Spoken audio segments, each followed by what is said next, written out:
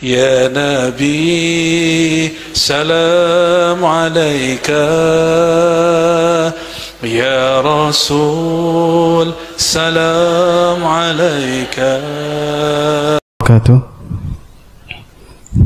Perkenalkan, nama saya Muhammad Musyafa.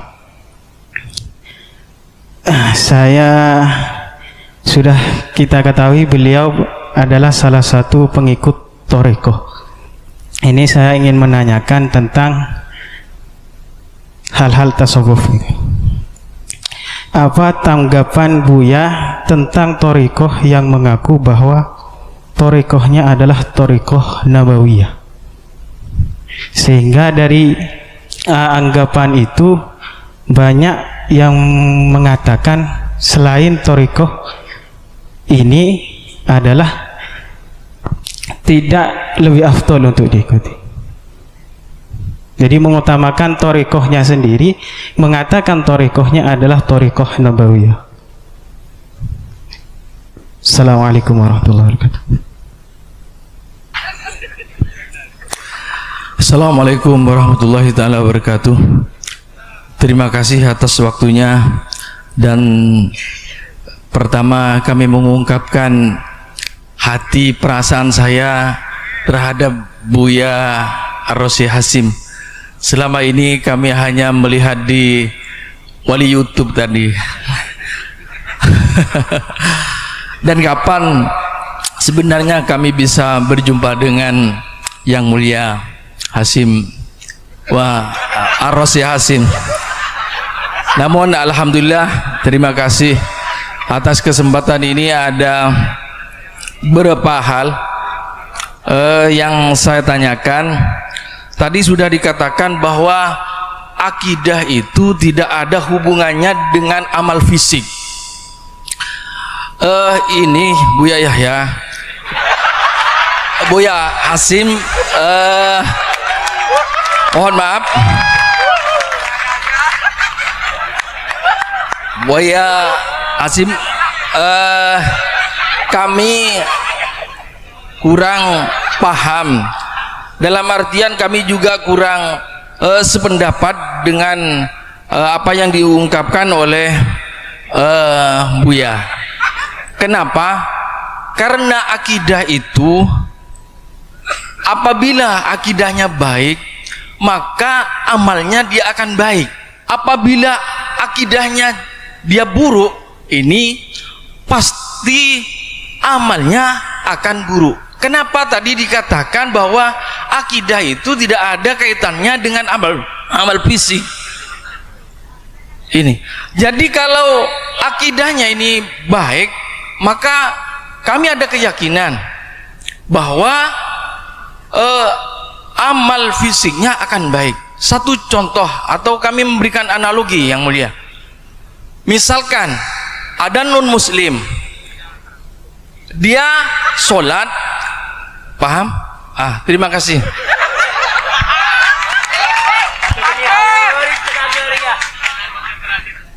Assalamualaikum warahmatullahi wabarakatuh.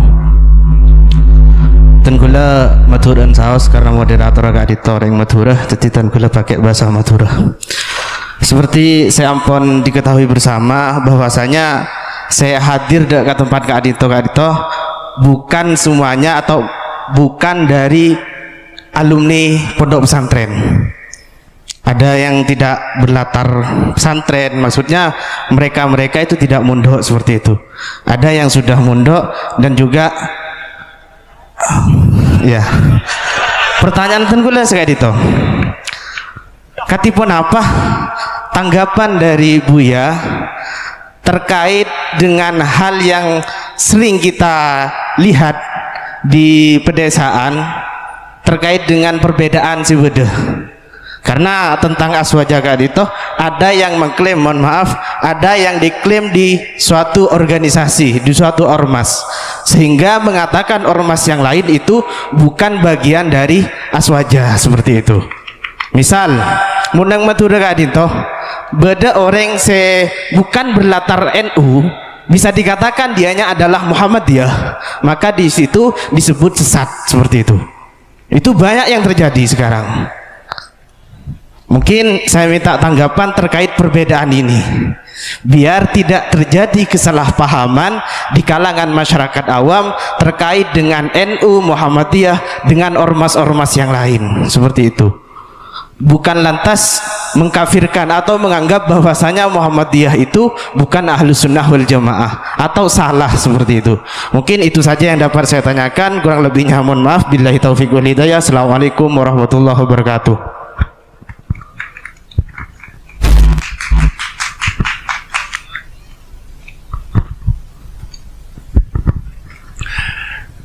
Pertanyaannya sangat bagus semua, berarti mulai tadi betul-betul menyimak ini Bu ya, tidak loyo ini semuanya, tidak tidur dan semangat semuanya. Kami persilakan dari yang pertama tentang pernyataan selain Thariqah Nabawiyah itu tidak mau tabarok gitu ini. Begini gimana ini Bu ya? Apa yang dimaksud? Sebut aja nama thariqatnya. Ini maksudnya memang mungkin mohon maaf. Enggak, ini dia menisbatkan thariqatnya ke Nabawiyah. Nabi, ya. Nama thariqat asli dia apa? Hah?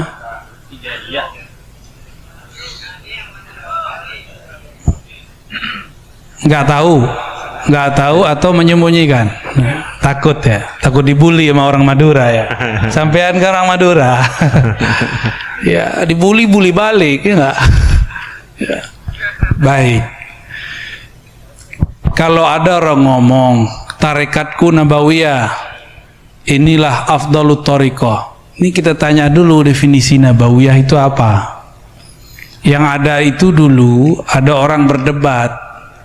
Ada satu thariqat mengklaim thariqat dia paling Muhammadi, paling Ahmadi. Yang lain tidak. Karena imamnya secara yaqzah, secara sadar pernah bertemu Rasulullah SAW. Oh, kalau begitu saya sering dong. Bukan karena seorang imam sering ketemu Nabi lalu thariqatnya paling cepat. Ya, wali itu milik Allah. Allah itu maha kaya, suka-suka Allah. Bisa jadi fulan, bisa jadi fulan, bisa di masa dulu, bisa sekarang. Dan semakin akhir zaman, rasa dan kejadian itu akan tambah sering. Maka kalau ada orang mengklaim thariqat imam saya paling dekat karena dia ketemu Rasul, betul imammu, kamu kan belum. Kalau kamu merasakan seperti imammu, baru thariqatmu Muhammadi, Ahmadi, Nabawi, terserah namanya apa lagi, Maduri. Jadi ada thariqah, dia mengklaim thariqatnya paling dekat ke Rasulullah karena langsung ke Nabi Khidir atau langsung ke Nabi Muhammad. Nggak apa-apa, itu kan imamnya. Yang sekarang ini khalifahnya, wakil talqinnya, ustadznya, muqaddamnya, apalagi istilahnya mursyidnya. Dia merasakan sampaikah dia kepada makom imamnya itu. Kalau dia sampai, maka thariqah yang dia pakai sekarang itu juga disebut Muhammadi atau Ahmadi atau Nabawi. Kenapa ke imam itu boleh, ke imam lain nggak boleh? Kan harus ada dalil yang kuat dong, yang mentaksisnya, yang mengkhususkannya. Maka fanatisme ini kadang-kadang berbahaya. Ya, kita tidak boleh fanatik kepada satu imam. Cinta boleh, cinta imam bahkan wajib. Sepakat nggak? Cinta imam wajib karena imam adalah syiar-syiar Allah di muka bumi. Tapi fanatis tidak boleh. Seperti yang dikatakan dulu oleh Imam Abu Hamid Al-Ghazali, makom ini bukan khusus untuk para nabi dan wali-wali tertentu. Siapa saja nanti dapat mencapainya jika dia dibimbing oleh guru yang juga seorang wali. Wali-wali Allah itu udah biasa ketemu Rasulullah. Cuma mereka itu nggak kegeeran, nggak ember terus ngomong saya ini tiap hari ketemu Rasulullah, nggak gitu. Malah kalau perlu disembunyi-sembunyikan. Ya, mereka menyembunyikan itu karena berbahaya, takut orang mengkultuskan. Nah, paham ya? Jadi semua thariqah yang punya sanad kepada Rasulullah, dia boleh disebut thariqah nabawiyah. Nabawiyah ini dibagi lagi, ada nabawiyah sanadan, ada nabawiyah ruhan. Kalau dia cuma punya sanad ke Nabi tapi ruhnya belum ketemu Nabi, maka baru sanadnya aja, ruhnya belum bertemu. Ya, kadang-kadang mursyid tarekatnya mimpi ketemu Nabi aja belum, apalagi mimpi ketemu nyata. Nanti ada kelompok nggak percaya kalau mimpi ketemu nyata, ya. Lalu pertanyaan kedua tentang amal fisik. Emang saya tadi ngomong kalau orang berakidah ini nanti dia pasti benar. Emang saya pernah ngomong begitu? Antum terlalu menghayati ya. Ini ngomong bab akidah, bukan ngomong bab akhlak, bukan ngomong bab fikih. Dan saya yakin kata-kata antum itu cuma perasaan aja. Ini saya pastikan. Apakah semua orang berakidah baik dia beramal baik?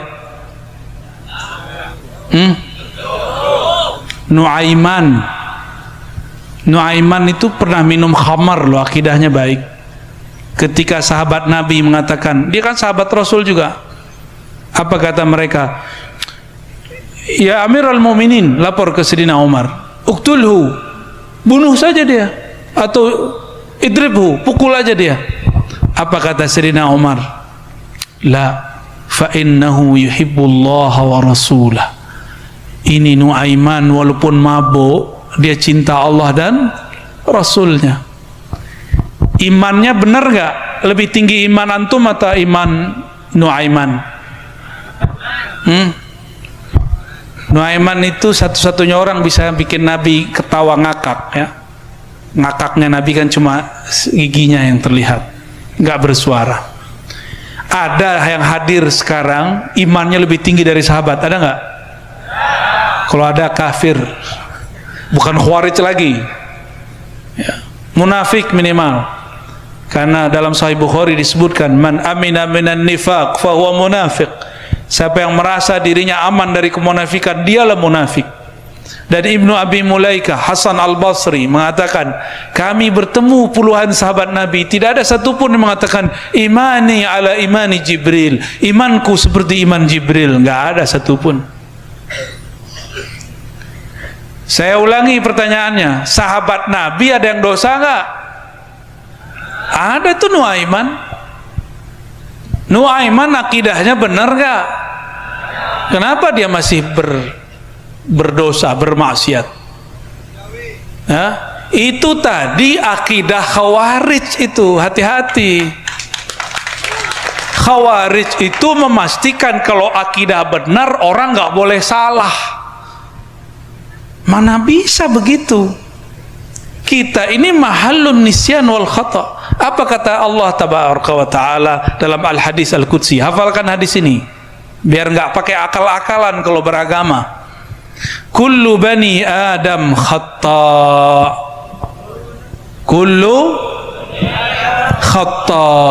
Setiap anak keturunan Adam itu bersalah, berdosa. Ini Bani Adam atau Bani Syaitan? Bani sama kita ya. Atau Bani Gundruwo? Bani Gundruwo udah kayaknya udah marah-marah ini. Tenang bro, hujan aja kita minta berhenti kok, masa ente mau deket-deket ya.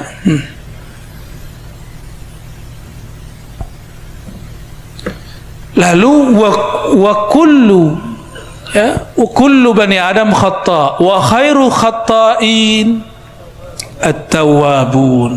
Setiap anak manusia pasti punya salah. Setiap yang bersalah, yang terbaik dari mereka adalah yang bertaubat. Jadi baik itu tidak hanya taat. Baiknya orang maksiat kalau dia taubat. Buruknya orang taat merasa taat. Makanya ayatnya fawailul lil musallin. Celaka bagi orang yang merasa sudah taat sholat. Ngerasa sholat nggak tadi? Di Quran doa Nabi Ibrahim bukan Rabbi ja'alni minal musallin, nggak ada Rabbi ja'alni muqimis salah, bukan musallin, karena muqim dengan musalli beda. Muqim itu berusaha untuk soleh, kalau musallin sok soleh, sok sudah bener. Itu khawarij. Itu khawarij ini salah sedikit dianggap akidahnya salah. Jadi standarnya kalau orangnya nggak benar secara zahir, berarti akidahnya nggak benar. Kalau begitu berapa banyak sahabat yang kafir dengan kalam antum tadi? Berapa banyak sahabat Nabi, tabi'in yang jadi fasik dengan kaidah tadi? Berbahaya nggak? Jadi saya ngomong begini bukan marah loh ya. Emang saya ngomongnya begini. Kalau udah bab akidah, suaranya udah begini-gini udah. Maka jangan nanya akidah sama saya. Nanya tasawuf aja biar adem. Kalau nanya tasawuf bisa mewek antum nanti ya. Kalau nanya politik takbir ya. Giliran diajak takbiran kabur, bid'ah ya. Taib, paham nggak? Saya tanya ulang, kalau orang akidah aja benar, bisa salah nggak amalnya? Kalau ada orang akidahnya nggak benar, amalnya ada nggak yang benar? Ada, jadi nggak jaminan. Oke. Kata orang Madura, iki apa? Eki. Heki. Apa lagi ketiga, Pak Kiai? Perbedaan yang terjadi di masyarakat tentang NU. Oh ya, saya paham ya. Belum ada NU, belum ada Muhammadiyah, sudah ada Ahlus Sunnah. Benar nggak? Belum ada SI, belum ada apa lagi? Masyumi, belum ada semua. Ahlus Sunnah udah ada. Kawan saya debat saya, kamu organisasi ini ya? Waktu itu dia melihat saya berzikir ala thariqah. Sebelum kamu ini ya? Saya bilang, sebelum ada organisasi yang kamu sebut itu, tarekat yang saya amalkan ini sudah ada. Di Mekah, orang Naqsyabandiyah itu nggak NU. Di Mesir, orang Tijani, orang Syazili bukan orang NU, bukan orang Thariqah Mu'tabarah. Di Hadramaut, orang berthariqah Ba'lawiyah bukanlah orang NU, bukan juga orang SI, bukan juga Muhammad. Itu thariqah lebih tua dari organisasi kita. Lalu organisasi ini ketika buat ADART, buat manhaj, maka dia adopsi. Kami mengadopsi apa gitu. Itu boleh-boleh aja. Selama dia tidak mengklaim di luar organisasi kami tidaklah aswaja. Di Sumatera ada Persatuan Tarbiyah Islamiyah. Itu Ahlussunnah wal Jamaah. Munculnya bersamaan 1926, 1928 lah. Lebih tua NU atau Muhammadiyah secara organisasi? Muhammadiyah 1912. Pendirinya siapa? Teman siapa? Hadratus Syekh Syamsari. Mereka berdua murid Syekh Saleh Darat, kawan dari Syekh Khada Khalil. Maka Muhammadiyah itu saudaranya Aswaja dulu. Kalau sekarang saya nggak tahu. Sekarang mungkin sudah berubah, mungkin juga masih. Wallahu a'lam bis. Yang pasti Muhammadiyah awalnya Ahlus Sun. Kalau sekarang nggak tahulah ahlu apa. Wallahu a'lam, saya nggak ngerti. Ya. Jadi tidak ada namanya klaim satu kelompok, satu organisasi menguasai akidah Ahlus Sunnah.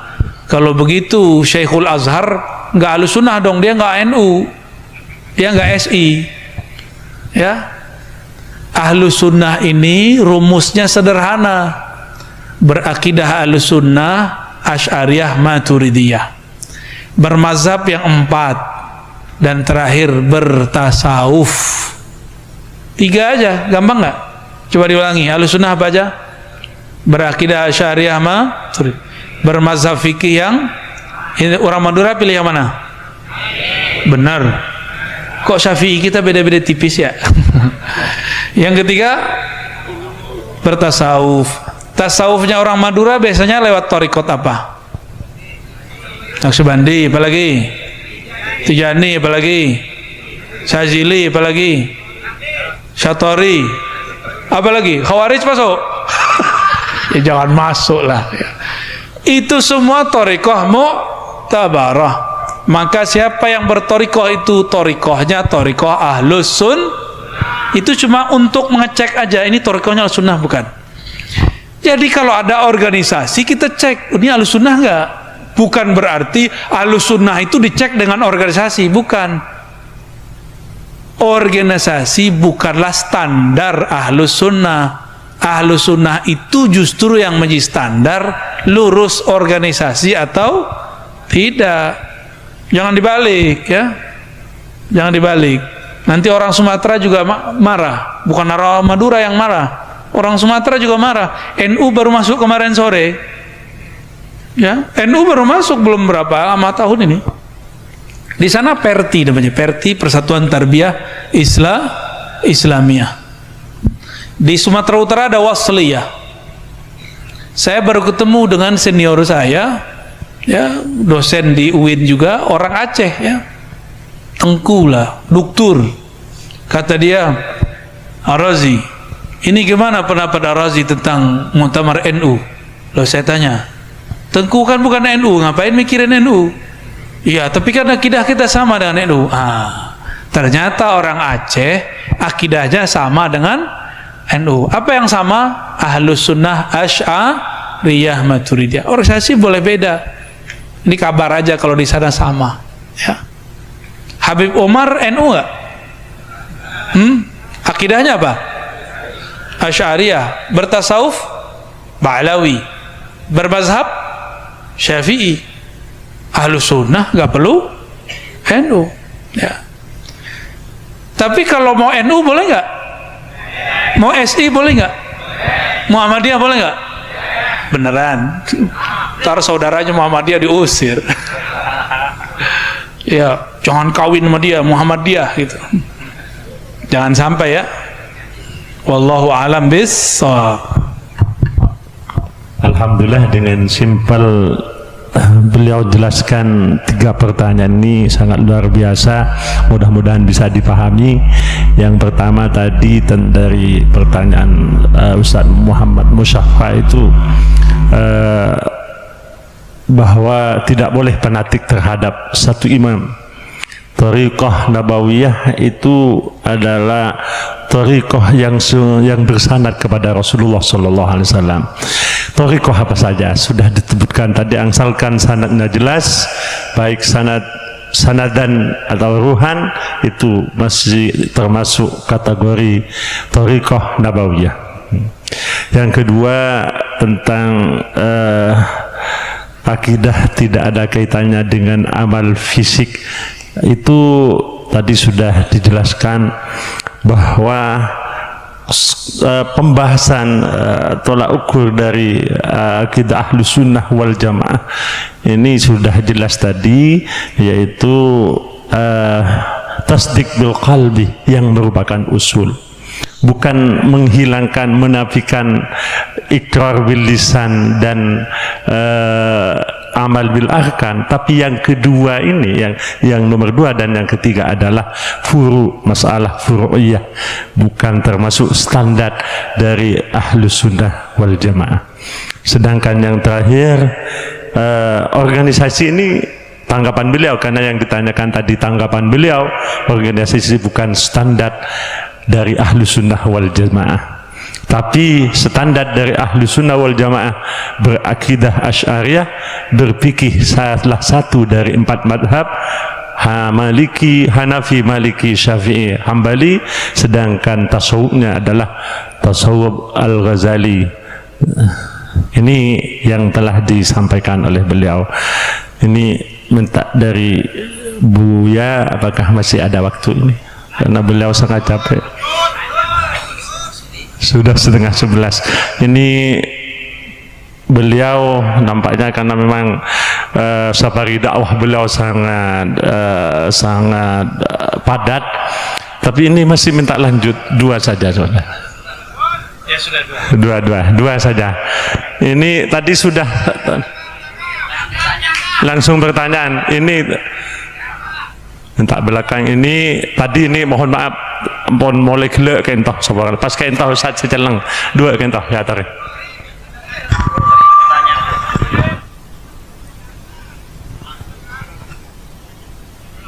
Assalamualaikum warahmatullahi wabarakatuh. Abdul Halik, salah satu pengurus Al Faizun. Kenapa? Langsung tadi sudah dijelaskan bahwa melafalkan laknat kepada pemimpin itu tidak boleh. Bagaimana kalau mengkritik kebijakan pemimpin yang dianggap tidak sesuai dengan syariat Islam? Yang kedua, dalam kitab yang dikarang oleh Dr. Jamil Abdillah Al-Misri, judul kitabnya Hadirul Alamil Islami, di dalam takbirnya ada kalimat taqaddamal akhirun wa ta'akharal muslimun. Umat non muslim itu selalu meningkat, selalu maju, selalu berkembang, sementara umat Islam semakin merosot. Min haitsul asiyasah, dari segi ekonomi wal iktisad, asiyasah politik wal iktisad, ekonomi, wa teknologi dan teknologi, wa thaqafah dan budaya, wa ma ila dzalik dan sebagainya. Di dalam Al-Qur'an itu ada ayat bunyinya di antara salah satu faktor itu adalah pengaruh awamil dakhiliyah wal kharijiyah, pengaruh internal dan eksternal. Pengaruh internalnya adalah ya insyikokul muslimin ila farkin, umat Islam itu menjadi berpecah belah, ada Syiah, ada Khawarij, ada Ahlus Sunnah wal Jamaah. Pertanyaannya, yang sama-sama Ahlus Sunnah wal Jamaah itu berkaitan dengan perintah Allah untuk wa'tasimu bihablillahi jami'an wa la tafarraqu, tamassaku bidinihi, berpegang teguh atau bersatu dalam mengamalkan syariat Islam. Itu antara ahli sunnah wal jamaah itu saling mengklaim itu perbuatan yang salah, bahkan diklaim radikal atau intoleransi. Katakanlah ada pelaku hizbah, amar ma'ruf nahi munkar, padahal akidah mereka itu ahlus sunnah, asy'ariyah, maturidiyah, fikihnya Imam Syafi'i, tasawufnya Imam Al-Ghazali. Cuman diiklim oleh mereka itu orang yang radikal dan intoleransi. Demikian. Ya, terima kasih. Yang terakhir.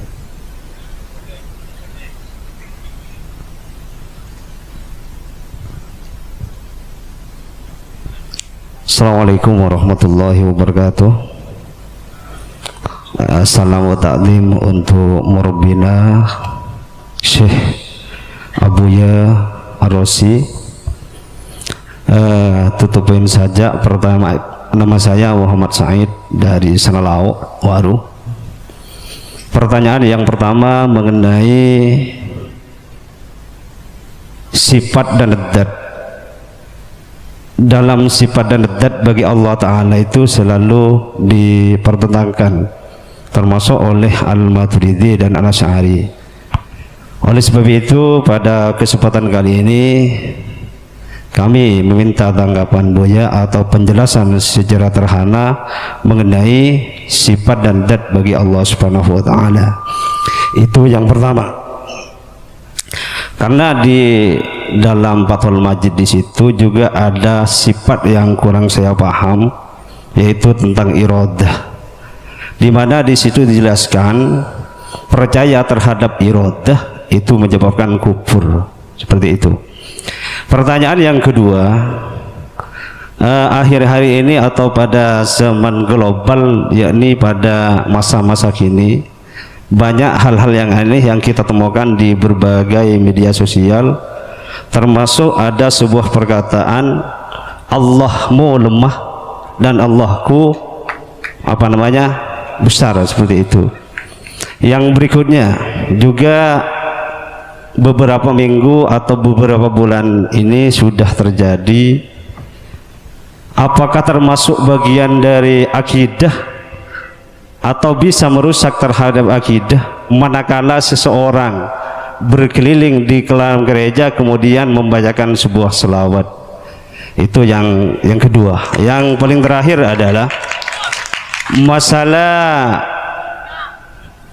afiliasi terhadap sebuah organisasi.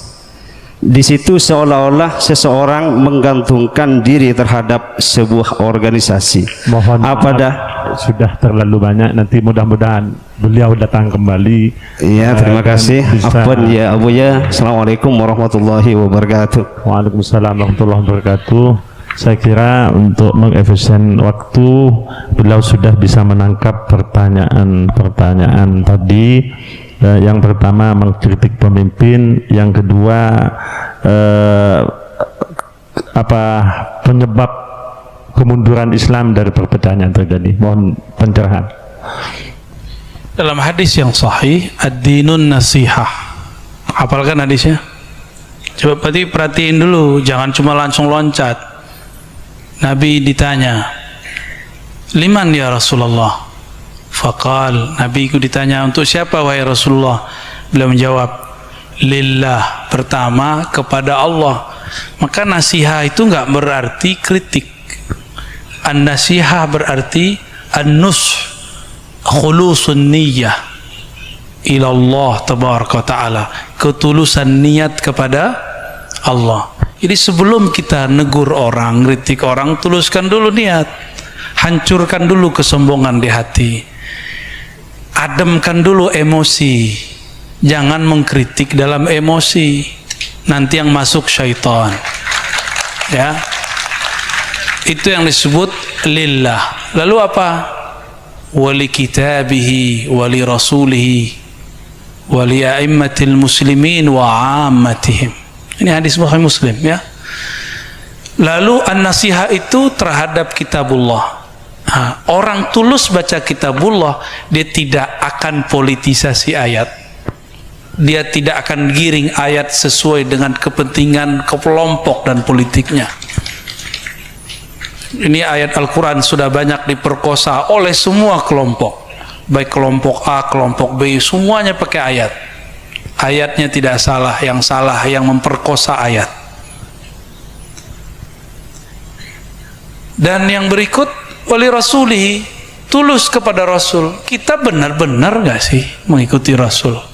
Rasul itu memimpin umat marah-marah atau dengan tenang? Nabi itu memimpin umat bil bughdi, dengan kemarahan, kebencian, atau bil rahmah. Nabi itu mengajar atau mencaci? Nabi mengatakan, lastu bitta'an wala bil'an, aku bukanlah orang yang mencaci maki apalagi melaknat. Maka siapa yang di luar manhaj ini, fahuwa laisa minar rasul sallallahu alaihi wasallam, ya, maka dia bukan min man ittaba'an nabi sallallahu alaihi wasallam. Jadi siapa yang kemudian mencaci, memaki, itu enggak masuk berjuang dengan Rasulullah SAW. Suatu kali Abu Hurairah dalam hadis Imam Bukhari dan Muslim, bukan di Bukhari, mengusir muridnya yang sedang bertengkar. Ditanya, siapa yang hari ini memutus silaturahmi? Maka mengangkat tanganlah beberapa orang. Apa kata beliau? Ukhruj, keluar. Kamu minta maaf dulu, ini majelis saya sedang diangkat ke langit. Aku tidak mau majelisku tidak diangkat karena ada kalian yang memutus silaturahim.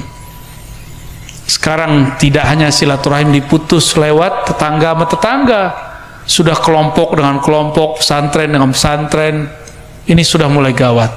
Wajar doa kita nggak naik, wajar kalau kita istighosah nggak makbul, wajar yang kita coblos nggak menang. Karena isinya kebencian, memutus silaturahim, ngata-ngatain orang. Saya mikir-mikir panjang setelah baca hadis Abu Hurairah ini. Pantas iman kita mungkin kuat, tapi tidak diangkat oleh Allah SWT doa-doa kita. Lalu kemudian ulai aimmatil muslimin wa ahmatihim, baru Allah, kitab, Rasul tulus kepada imam-imam, tulus mengkritik. Kalau tulus mengkritik, tulus juga membantu, tulus juga kemudian membangun negeri bersama-sama. Mau nggak teman-teman yang hadir ini negeri kita seperti Suriah? Mau nggak? Kayak Irak, mau nggak? Itu mati tak hidup tak mau. Gimana kata orang? Hidup segan mati tak mau. Udah bingung tuh mereka mau hidup. Mau negeri ini dipora-poranda? Kita nggak mau, ya. Maka mengkritiklah dengan ketulusan. Sesuatu yang tulus tembus ke dalam kolbu. Tapi kalau pakai emosi, orang juga males dengerin. Males dia malah menghancurkan kita gitu, mencaci maki. Itu jadinya. Jadi kalau ingin mengkritisi, istighfar dulu, ta'awuz dulu. Jangan-jangan kita mengkritik dengan nafsu. Mengkritiklah dengan an-nasihah, bukan dengan intiqad wal bughd, dengan mengkritik yang penuh dengan kebencian-kebencian. Ya. Jadi boleh nggak mengkritisi? Bukan boleh lagi, wajib kan, ad-dinun nasihah. Kan ini wajib, agama itu wajib isinya nasihat, ketulusan dalam mengkritik untuk membangun. Ini nggak usah pemimpin lah. Ini antum ustadz dikritik oleh orang dengan cara, Anda ini tidak benar, sampean ini bacaannya apa ini? Mau nggak digituin? Pasti nggak mau. Apalagi mereka punya kekuasaan, pasti mereka punya harga diri dong. Mereka punya tentara, punya polisi, kita nggak punya. Terus kita coba bentak-bentak, ya gengsi lah mereka dengerin kita. Maka saya mulai mencoba merubah cara mengingatkan pemimpin dengan cara an-nasihah, dengan cara ketulusan. Ya, mau nggak sama-sama? Ya, alhamdulillah. Ya. Terus apa lagi, Pak Kiai? Zat dan sifat. Waduh, itu 6 SKS bro, ya. Itu nanti kalau saya ke Madura lagi, kita buat daurah di pesantren mana, kita bedah itu kitab Fathul Majid dan kita ijazahkan sanadnya nanti, bersambung ke Syekh Nawawi, ke Ahmad Narawi, dan juga sanad akidah ke Imam Asy'ari, lanjut kepada Rasulullah SAW. Nanti ya, sabar ya, itu 3 SKS saja nggak cukup, 6 SKS. Ada lagi? Allah lemah, Allah. Wah, itu politik gitu ya, saya nggak ngikut-ngikut itu. Termasuk Tuhan apa? Bukan Arab, itu politik itu. Kita gak usah komen yang begitulah, ya. Kelamaan. Ya, sekarang itu akidah umat mau diganti orang dari sifat 20 menjadi tauhid yang 3. Ya. Ini ada pertanyaan. Tolong jelaskan kesalahan trilogi tauhid Wahabi. Loh, kok jadi Wahabi? Betul. Kesalahannya banyak. Karena itulah awal ekstremisme, itulah awal orang mensyirik-syirikkan Ahlus Sunnah. Contoh pertama, tauhid rububiyah. Tauhid rububiyah itu dianggap oleh kelompok Wahabi sebagai tauhidnya orang mukmin dan musyrik. Aneh gak? Ada tauhid orang musyrik? Yang belajar mantik, tauhid musyrik gimana tuh? Orang musyrik bertauhid. Kata imam mereka Muhammad bin Abdul Wahab, taklid kepada Ibnu Taimiyah, bahwa tauhid rububiyah, meyakini Allah pencipta alam, ini adalah keyakinan tauhid orang musyrik. Orang musyrik bertauhid. Inilah akibat mereka mengharamkan satu ilmu yang penting namanya mantik. Belajar mantik, ilmu logika. Kalau di pesantren wajib belajar itu ya. Kalau nggak belajar pastikan muridnya kalau debat nggak benar. Apalagi kalau nggak nyantri, nggak nyambung yang ditanyakan dengan yang disampaikan. Ya. Ini tauhid yang paling bahaya dari mereka. Mereka mengatakan tauhid uluhiyah, tauhid uluhiyah itu hanya mereka. Tauhid uluhiyah itu tauhid menyembah Allah. Yang benar-benar menyembah Allah, kata mereka, cuma kami, cuma kelompok itu. Jadi orang Madura suka ziarah nggak? Suka ngambil berkah nggak? Suka tawasul nggak? Beneran? Sekarang ada pesantren ngajarin kitab tauhid, Saleh Fauzan. Di situ isinya tawasul itu syirik. Gimana dong? Mau anak kita dimasukin begitu? Jangan mau lah ya. Tapi kok dibiarkan kitab itu diajarkan?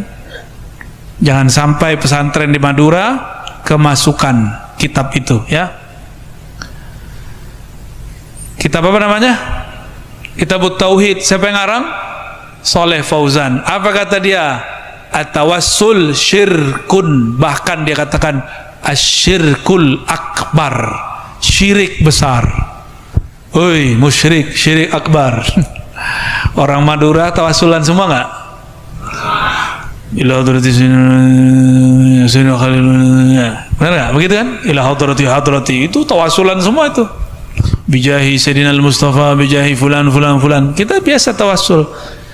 Ternyata kelompok Wahabi punya pemahaman tawasul itu menyembah.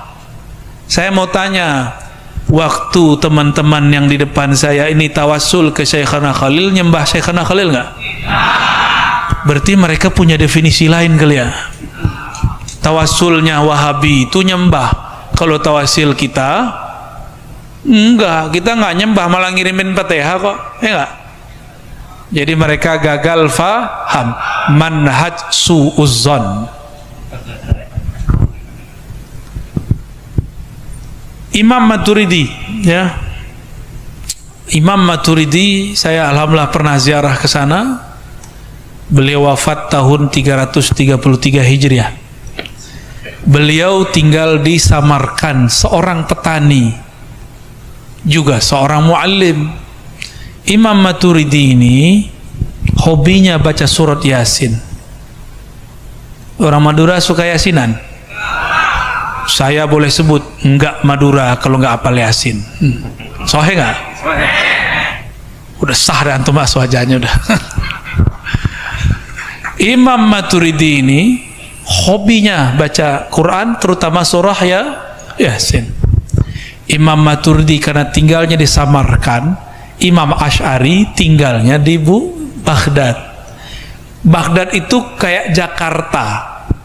Samarkand itu kayak Madura. Jauh, tapi itu kotanya padat. Saya ke sana, indahnya bukan main, dan semuanya Islami. Banyak orang kalau mau nyantri ke sana. Namun karena ibu kotanya Baghdad, yang lebih terkenal, lebih viral adalah Imam Asy'ari. Padahal di Samarkand ada yang ilmunya hampir-hampir sama, bahkan beberapa hal lebih tajam. Imam Maturidi ini beberapa hal lebih tajam, karena beliau lebih sering berpolemik, berdebat dengan kelompok liberal. Kalau Imam Asy'ari awal ketemu liberal, terakhir ketemu kelompok ahli hadis yang saklek, kelompok mujassimah, kelompok yang menjisimkan Allah, yang mengatakan Allah menempati aras, Allah berada di langit. Itu yang ditemui oleh Imam Asy'ari seketika di Baghdad. Sedangkan Imam Maturidi ketemu di Baghdad kelompok-kelompok yang nyeleneh-nyeleneh. Maka kitabnya Usuluddin itu luar biasa sekali, sangat-sangat luar biasa ya. Kitab I'tiqad beliau sangat-sangat luar biasa. Nah, Imam Maturidi ini perbedaannya dengan Asy'ari cuma berbeda istilah.